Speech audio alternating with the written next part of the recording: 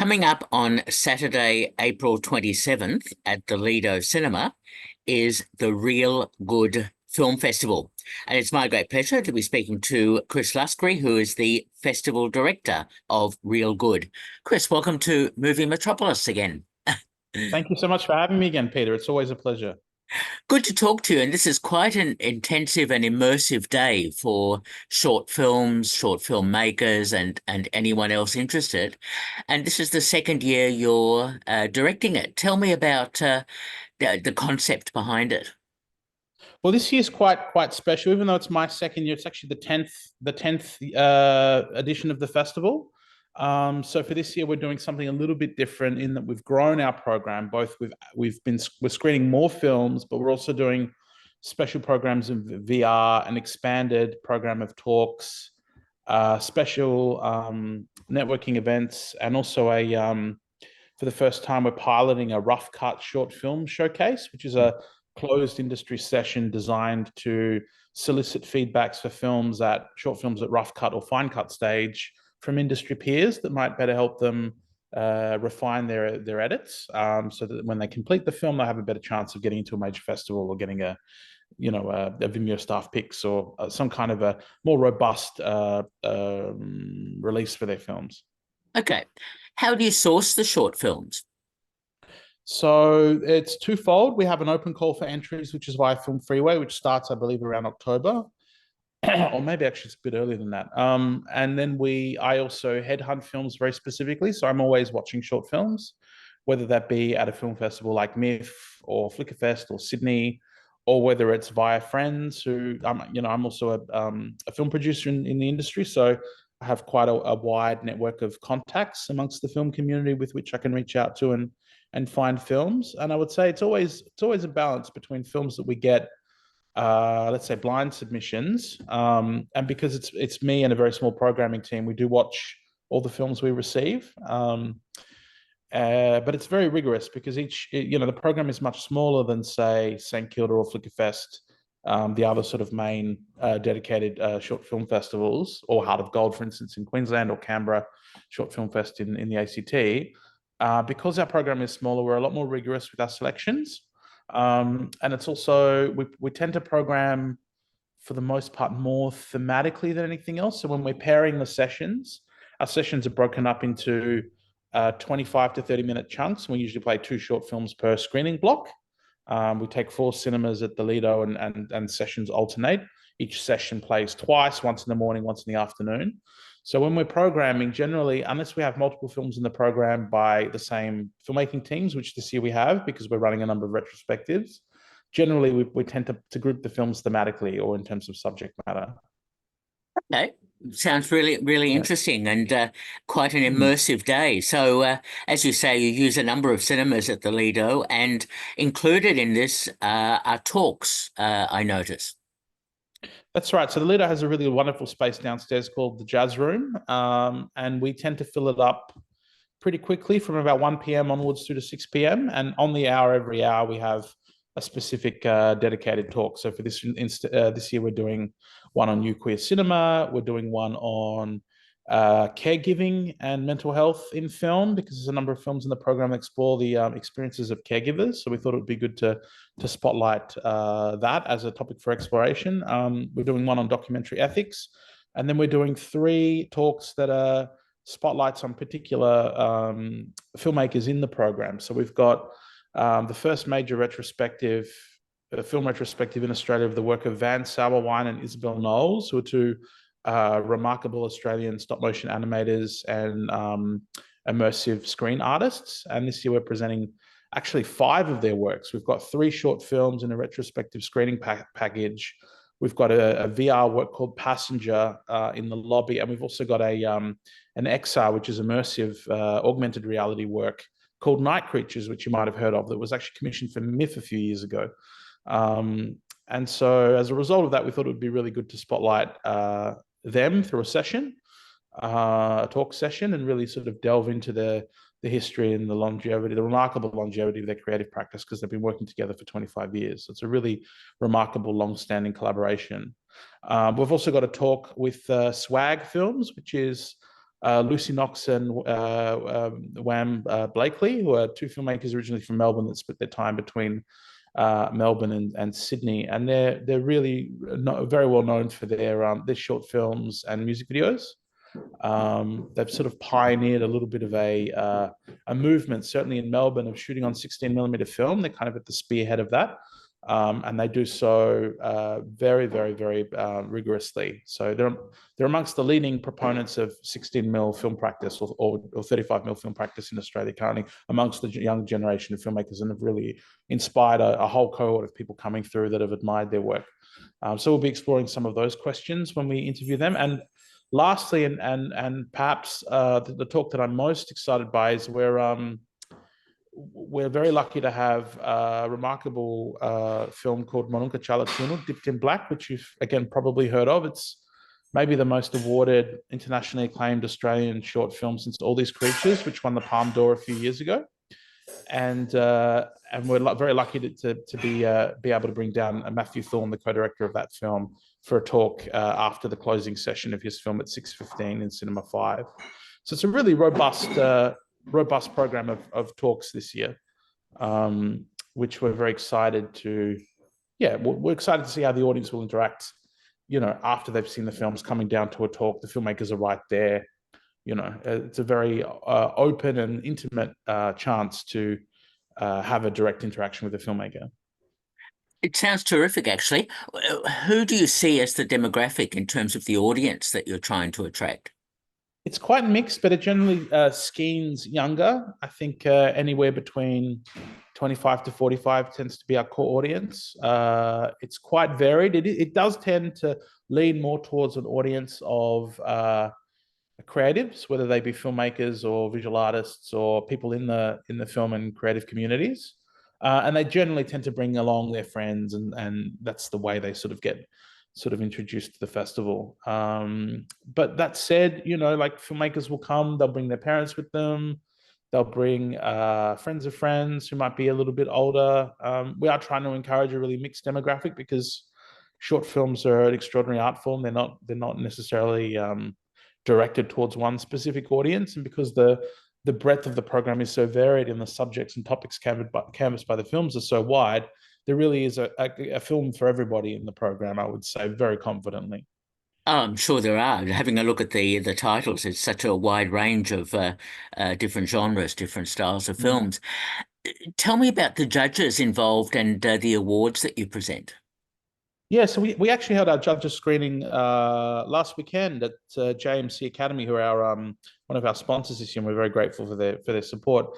So the way the awards are, we try and nominate a range of a wide range of awards across a number of categories. We have 4 key categories. We've got best short film, best short documentary, best on-screen talent, which this year the nominees were split equally between actors/performers and documentary participants, which we thought was a way of acknowledging the performative work that documentary participants give to a film.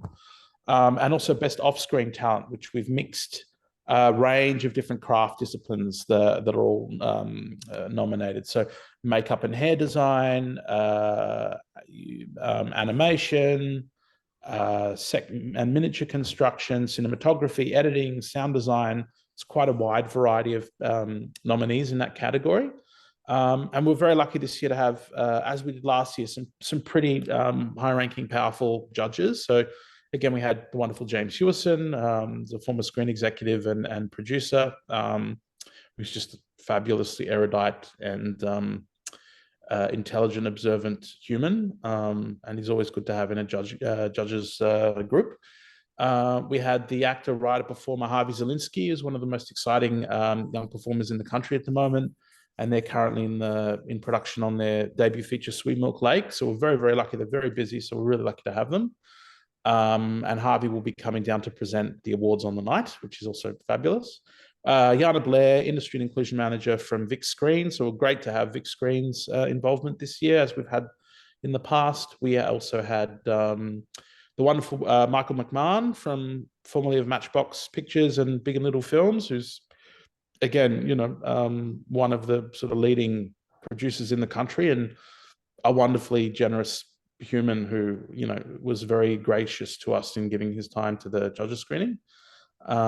We have Catherine Brown, development executive at Stan, and we're very thrilled to have her. And we also had my wonderful friend and colleague, the Cambodian Australian filmmaker and visual artist Alison Chorn.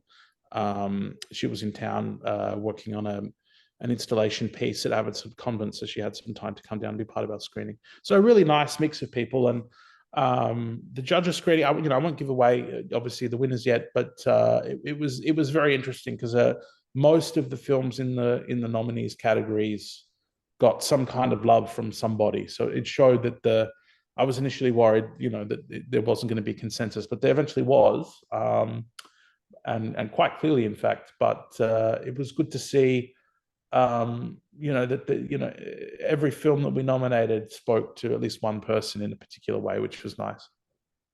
Excellent process, and I'm so interested to hear all that. Now, it's quite a day set aside at the Lido from 10 a.m. onwards. It's and goes into later evening. It's an incredible schedule. Yeah, it's again, every session on the hour from 10 a.m. through to 8. From 2 p.m., all the sessions switch. So you can come in the first half of the day and catch the program, and then in the second half of the day, the program repeats again. But because you can only be in one cinema at once, the best way to do it is to come as early as you can and stay as late as you can. Certainly stay for the last Q&A with Matthew Thorne, and stay for the awards, because it's there'll be lots of jubilant semi-inebriated filmmakers on the rooftop at the end of the session. And, if you're an emerging director or actor or writer, or you're looking for some kind of career advice, and you want to get into the screen industry, I'd suggest the after party is the best place to corral people into a corner and badger them until they give you an opportunity to collaborate. That's what I did when I got into the film industry, so it does work. All very good advice, Chris. So that's terrific. So let's talk about website and how people can book for the day and so on. Yep. So there's a wait list this year because of the capacity restrictions at the Lido and the I suppose the fact that we can only seat about 350 people in the cinemas at the with all cinemas functioning. So we've trialed a little bit of a different system this year. So if those general tickets are available now, if those of your listeners or viewers are interested in attending Real Good this year, I'd suggest going to the website, which is rgff.com.au, and just register there, and then you'll get an email from our ticketing team with the link to purchase a ticket. Tickets are $30, so but that gives you an all-access pass to the festival from 10 a.m. through to the close of the session. So it's a really, really good value, considering that the breadth of offerings and the fact that it's all there in one place for you. Exactly, and I love the focus on Australian filmmakers and encouraging filmmakers to make films, short films in particular, and this festival is a good way of promoting that. Yeah, and look, we couldn't do this without the support of our sponsors. This year we have, I might as well tell you, this is a bit of a scoop. We haven't announced this yet, but it'll go out as a press release later in the week. We're very lucky to have Broly, which is Umbrella's subsidiary streaming service. Yeah, they've just come on board, and we're absolutely thrilled about this, to pick up all the award-winning films for a non-exclusive streaming license on Broly, with the revenue split to the filmmakers, a 50-50 revenue split. So, that essentially gives filmmakers a chance to say, well, I've got my film distributed now, rather than just sort of putting it up on YouTube or Vimeo themselves and hoping, say, for a Vimeo staff pick, which they can also do because it's non-exclusive.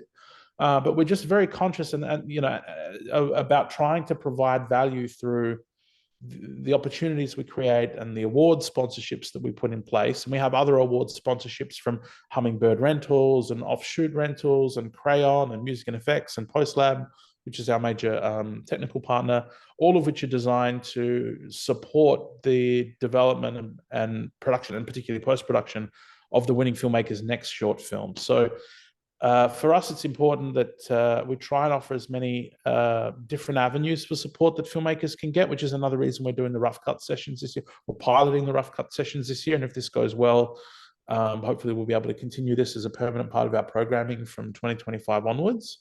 But we're really conscious of, we're not St Kilda. We don't have the scope, nor can we have the scope of a festival like St Kilda, nor should we. But what we can do is offer something very bespoke and very specific, and sort of try and function a little bit as a one-stop shop for filmmakers coming through our festival, to really sort of, find collaborators, find support, have their work celebrated, and create those opportunities for them to continue flourishing in their practice. And I think we've got other initiatives that we're planning over the next few years, and hopefully we can talk to you about them in due course. But the benefit of Real Good really is that it's it's a very intimate festival, and it gives people a chance to have more meaningful dialogues with other people, other filmmakers, collaborators, their audience, industry luminaries, whether that be the judges or people that might be attending the rough cut sessions, in a way that would be harder at a larger festival, because you've got the bells and whistles kind of happening, So it seems to be working. I'm very pleased in what we've managed to achieve over the last 2 years with Real Good, in sort of scaling up certain things. And I think that the trajectory is such that I think we really can continue to grow our offerings and create something even more unique. Well, congratulations on coordinating all that and being the festival director of Real Good, and doing such great work in promoting short films, Australian filmmakers, and so on. That's kudos to you and the work that you're doing. Thank you. No, I really should shout out to the rest of my. We have a very big team at Real Good this year, which is largely voluntary. So we've got a really two extraordinary festival producers, Darius Family and Blake Curtis, who are responsible for. I might have an idea about wanting to do something, but they're really the ones that help make it happen, alongside my associate programmers Vidi Vera and Tanisha Hewa, who are both invaluable in helping coordinate the rough cut sessions, the VR, and the talks this year. So and all the people working under them. So we're lucky that Real Good's quite a loved organization at this point, and so it's nice to have new people coming through and helping support us practically by helping us run the festival. Well done on that, and having such a great team and coordinating all that.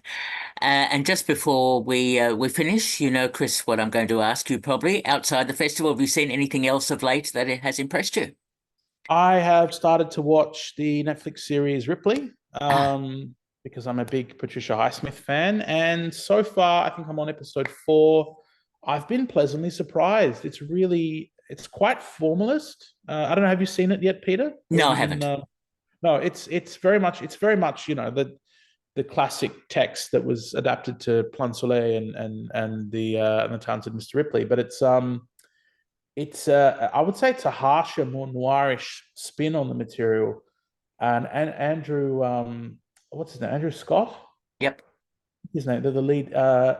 It's probably the performance of his career to date, I would say.